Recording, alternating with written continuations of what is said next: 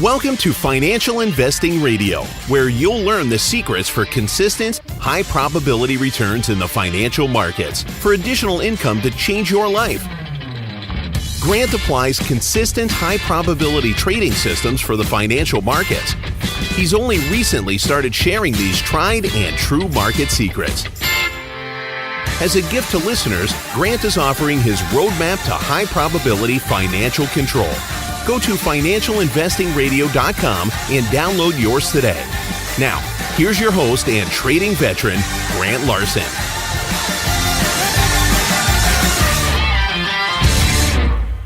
Hey everybody, this is Grant. Welcome to another episode of Financial Investing Radio. So I was thinking there was this skit one time on Saturday Night Live. So I didn't watch that much. This was many years ago, actually. But where they had an episode or skit called The Change Bank. Have you ever seen it? Go Google it. You'll find it, right? The basic idea is that the bank would give you exact change for your currency.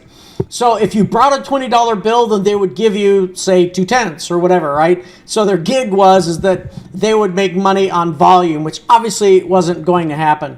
You know, sometimes when I think about our investment strategies or our trading strategies, sometimes if we do that, it obviously doesn't make sense, right? We're going to give our money into a situation that's not going to give us anything back. You know, sometimes we're lucky, actually, if we get our actual money back, right? We're going to make bad decisions.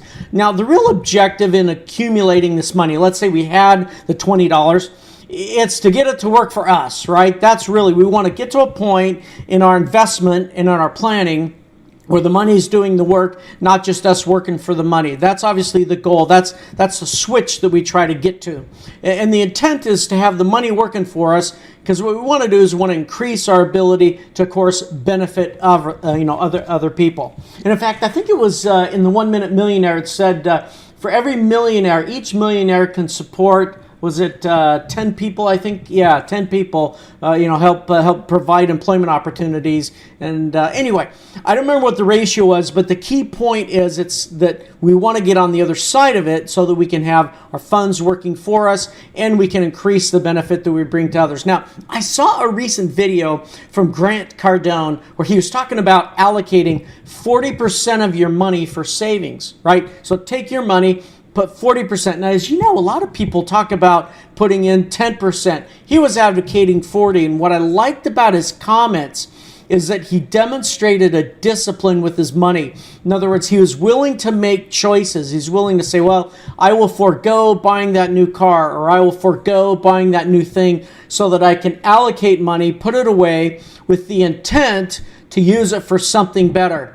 And if you go look at my blog on Financial Investing Radio, blog.financialinvestingradio.com, you'll see I put the link in there to that YouTube video. Anyway, it's kind of interesting. He talks about the 5 steps to become a millionaire.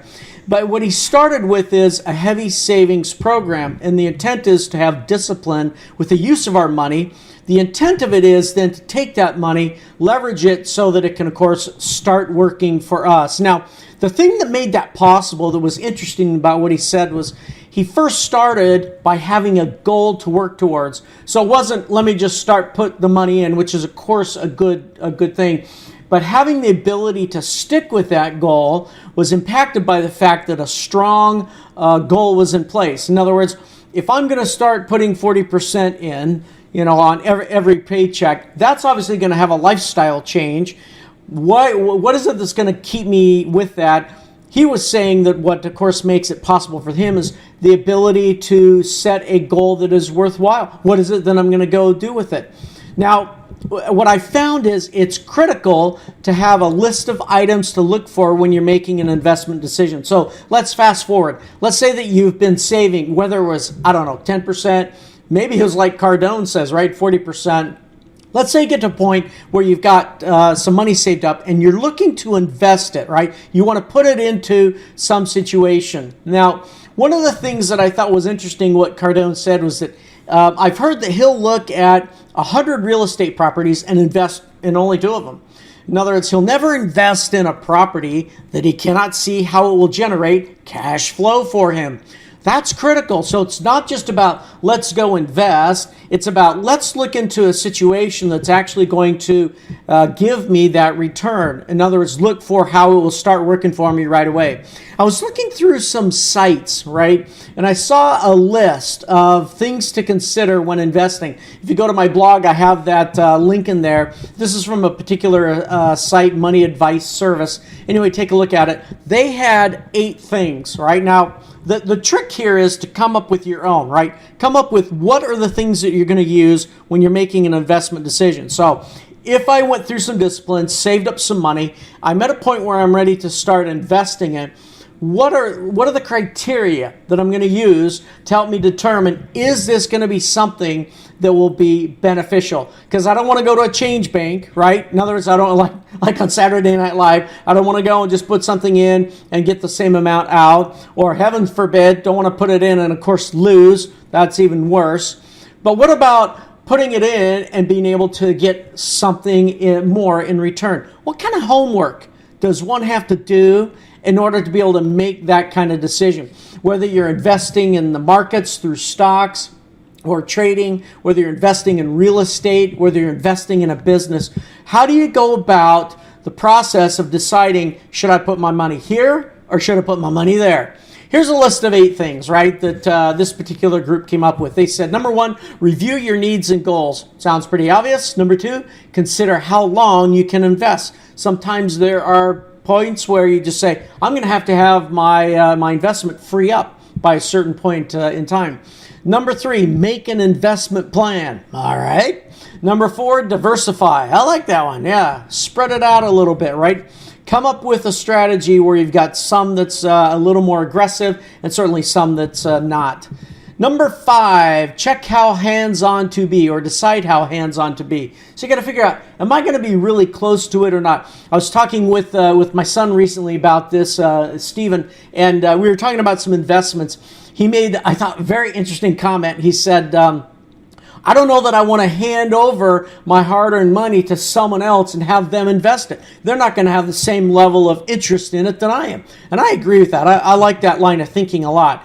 But it's not for everybody, right? You have to decide how hands-on to be and how much do you trust and respect where it is you're going to be putting the money. Number 6, check the charges. In other words, figure out how much money it's going to cost you to invest there. There's always some fees somewhere involved.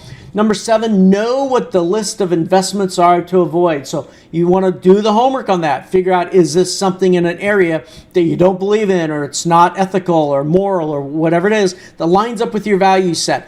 And number 8, review periodically. All right. That's the set of 8.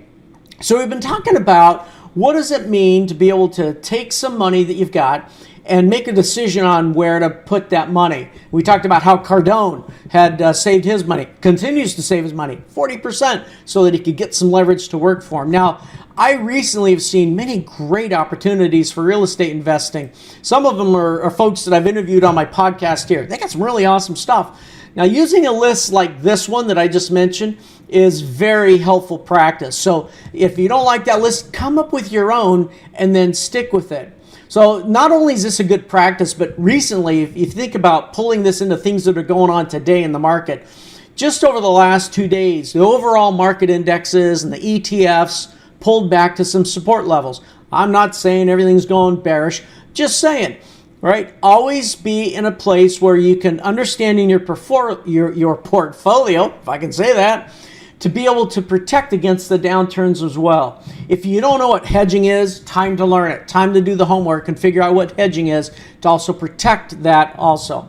And so by all means, come up with some lists, right, that will help you protect your hard-earned capital. Hey, thanks for joining, and until next time, get a list to figure out if you'll put your money here or there. Thank you for joining Grant on Financial Investing Radio. Remember to subscribe and leave feedback. Don't forget to download your free roadmap to high probability financial control before you make an investment decision. Visit financialinvestingradio.com now.